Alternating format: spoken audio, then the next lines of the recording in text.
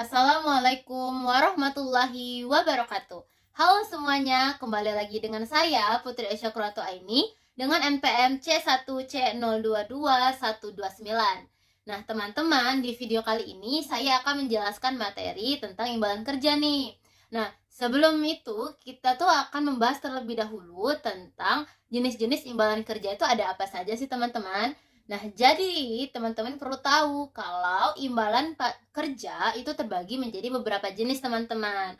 Jenis yang pertama ada imbalan kerja jangka pendek, contohnya seperti gaji, upah, bonus, cuti berimbalan, bagi laba, dan sebagainya. Jenis yang kedua ada pesangon. Jenis yang ketiga ada imbalan pasca kerja, contohnya seperti pensiunan. Dan yang jenis yang terakhir adalah imbalan kerja jangka panjang lainnya, contohnya cuti berimbalan jangka panjang dan imbalan cacat permanen. Nah, sekarang kita akan masuk ke pembahasan tentang jenis-jenis imbalan kerja ini. Jadi kita akan membahasnya satu persatu ya teman-teman. Nah, yang pertama kita akan membahas terlebih dahulu tentang imbalan kerja jangka pendek teman-teman. Secara akuntansi, imbalan kerja jangka pendek ini lebih sederhana daripada jenis-jenis imbalan kerja lainnya. Nah, lalu sebenarnya imbalan kerja jangka pendek ini apa sih teman-teman? Nah, teman-teman perlu tahu nih bahwa imbalan kerja jangka pendek adalah suatu imbalan kerja yang diharapkan akan diselesaikan seluruhnya sebelum 12 bulan setelah akhir periode pelaporan saat pekerja menyelesaikan atau memberikan jasanya gitu. Nah, umumnya imbalan kerja yang diterima karyawan itu bersifat jangka pendek atau biasa yang istilah yang lebih sering kita dengar adalah gaji dan upah ya teman-teman. Namun ada juga nih jenis imbalan kerja yang jatuh temponya jangka pendek tapi dia bukan termasuk imbalan kerja jangka pendek teman-teman. Contohnya pesangon. Mengapa pesangon tidak termasuk imbalan kerja jangka pendek? Karena begini teman-teman, meskipun pesangon ini jatuh temponya juga dalam jangka pendek, namun pesangon terjadi karena adanya pemutusan kontrak kerja, bukan karena jasa karyawan yang sudah diberikan. Sehingga untuk pesangon kita memerlukan aturan nih secara khusus, begitu ya. Nah, tadi kan di awal saya ada menyebutkan nih bahwa secara perlakuan akuntansi, imbalan kerja jangka pendek itu cenderung lebih sederhana teman-teman. Mengapa sebenarnya hal ini bisa terjadi? Karena begini, dalam imbalan kerja jangka pendek, kita tidak memerlukan perhitungan aktuaria teman-teman. Selain itu, imbalan kerja jangka pendek ini juga tidak memerlukan diskonto. Mengapa? Karena periode terjadinya itu pendek. Sehingga perlakuan akuntansinya juga menjadi lebih sederhana. Nah, untuk seluruh nilai imbalan yang menjadi hak karyawan itu bisa kita akui sebagai beban. Nah, apabila perusahaan atau entitas itu belum membayar imbalan atau masih ada imbalan yang terutang kepada para pekerjanya, maka kita akan mengakui imbalan terutang ini sebagai liabilitas. Nah, teman-teman, imbalan kerja jangka pendek itu ternyata bukan cuma gaji dan upah loh. Ada lagi nih contoh imbalan kerja lainnya seperti cuti berimbalan serta bagi laba dan bonus. Cuti berimbalan itu apa?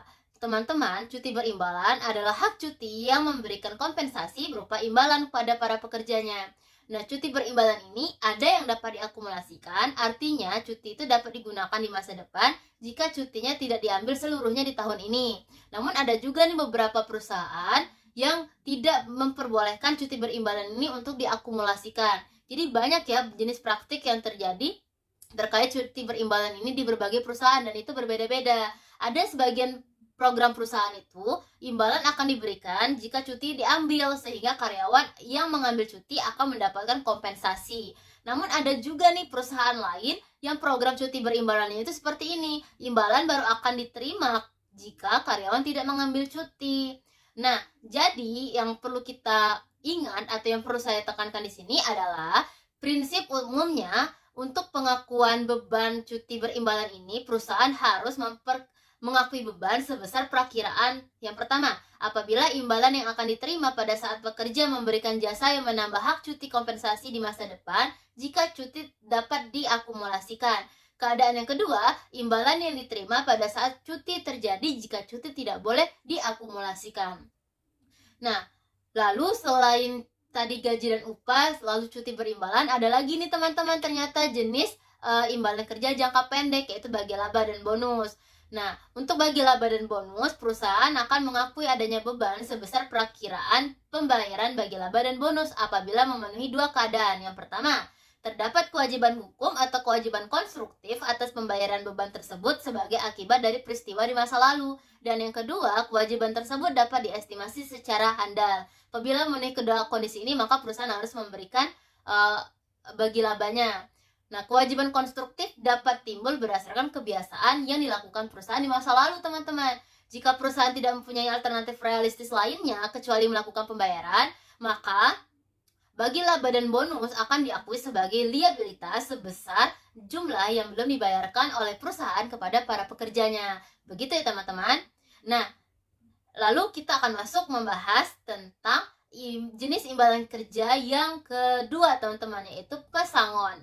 Nah, teman-teman, tadi kan pada saat kita membahas imbalan kerja jangka pendek, kan saya ada menyebutkan tentang pesangon nih. Lalu sebenarnya pesangon itu apa sih? Nah, teman-teman, pesangon adalah sejumlah uang yang harus dikeluarkan oleh perusahaan pada saat terjadi pemutusan kontrak kerja atau PKK. Dan bisa juga sebagai uang penghargaan masa kerja dan uang penggantian hak bagi karyawan. Besarnya uang pesangon ini kita hitung berdasarkan masa kerjanya ya, teman-teman, masa kerja para pekerja tersebut.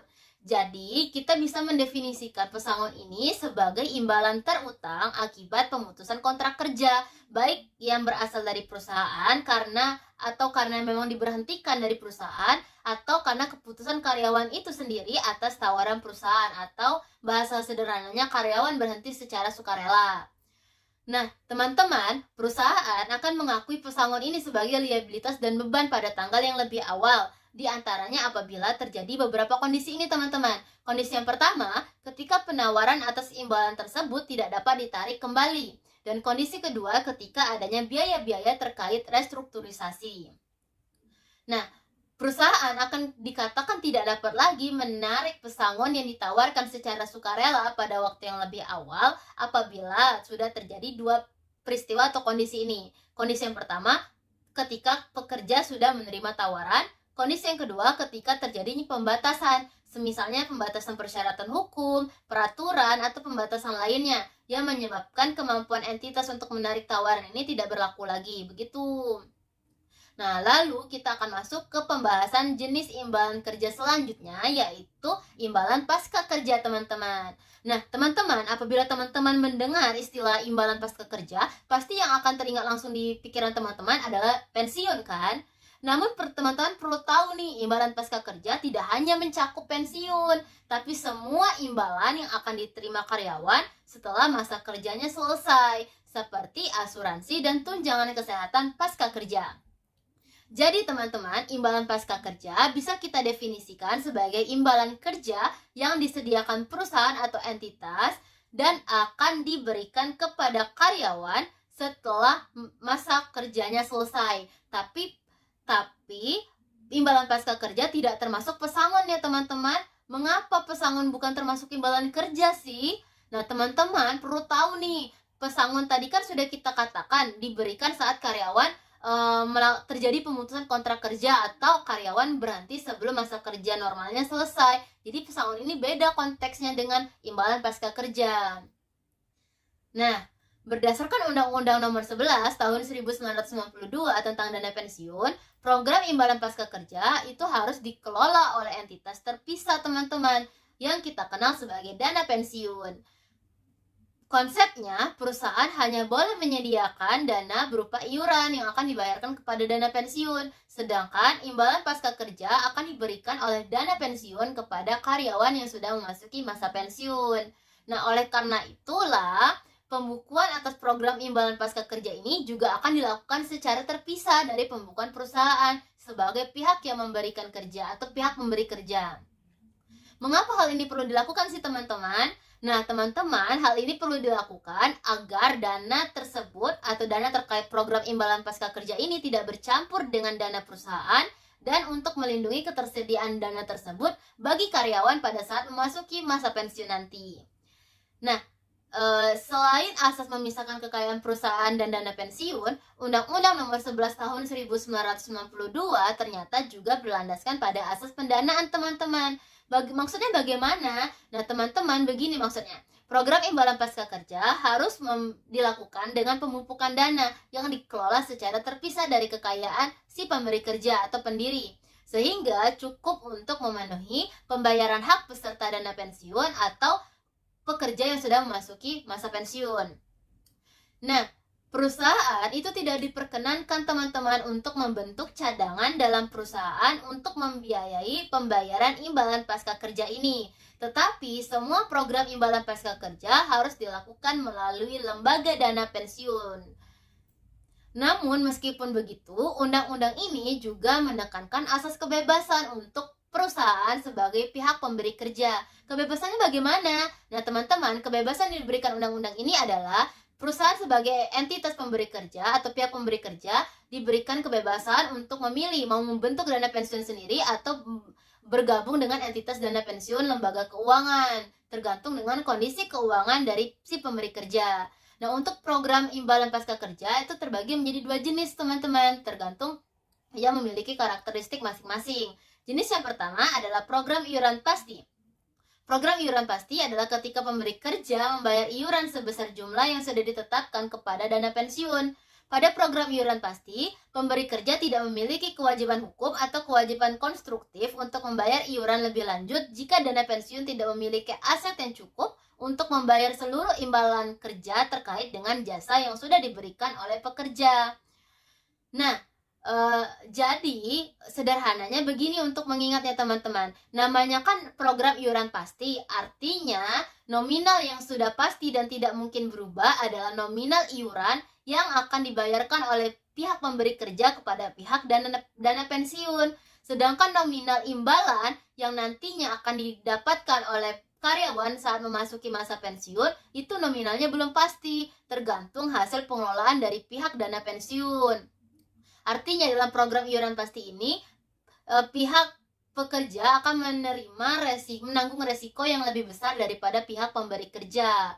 Jika aset program mampu diolah oleh dana pensiun dengan baik, maka mungkin karyawan akan mendapatkan imbalan pasca kerja dengan nominal yang lebih besar daripada diperkirakan. Namun kondisi sebaliknya juga bisa terjadi. Oleh karena itulah teman-teman, program iuran pasti ini pihak pekerja memiliki tanggung jawab atau resiko yang lebih tinggi daripada pihak pemberi kerja.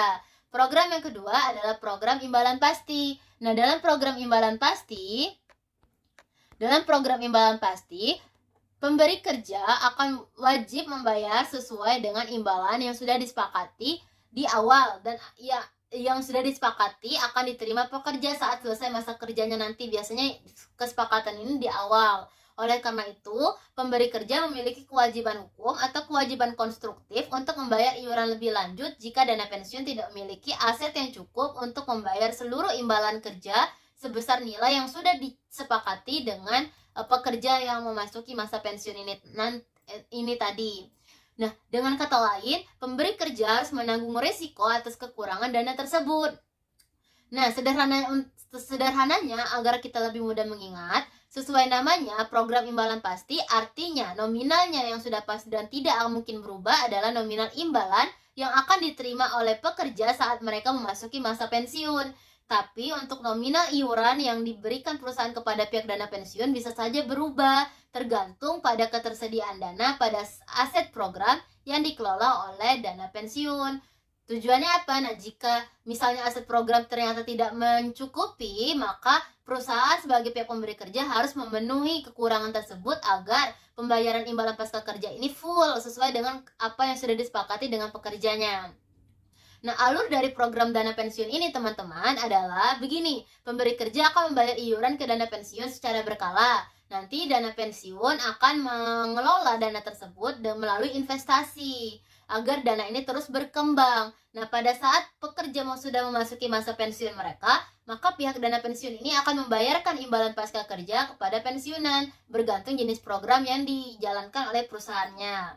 Nah, perlu diingat nih teman-teman, bahwa pembayaran dana pensiun kepada pekerja yang memasuki masa pensiun itu tidak dilakukan oleh pihak pemberi kerja ya, tetapi dilakukan oleh pihak lembaga dana pensiun. Nah, ini harus saya tekankan banget nih. Nah, dana atas program imbalan pasca kerja ini haruslah dikelola secara terpisah dari kekayaan perusahaan, seperti yang sudah kita katakan di awal tadi kan. Nah, untuk tujuan itulah entitas dana pensiun itu terbagi menjadi dua jenis, teman-teman. Yang pertama ada yang namanya dana pensiun pemberi kerja atau kita singkat dengan DPPK. Nah, teman-teman perlu tahu nih bahwa dana pensiun pemberi kerja adalah dana pensiun yang didirikan langsung oleh si pemberi kerja untuk menyelenggarakan program imbalan pasca kerja mereka, baik itu imbalan pasti maupun program iuran pasti.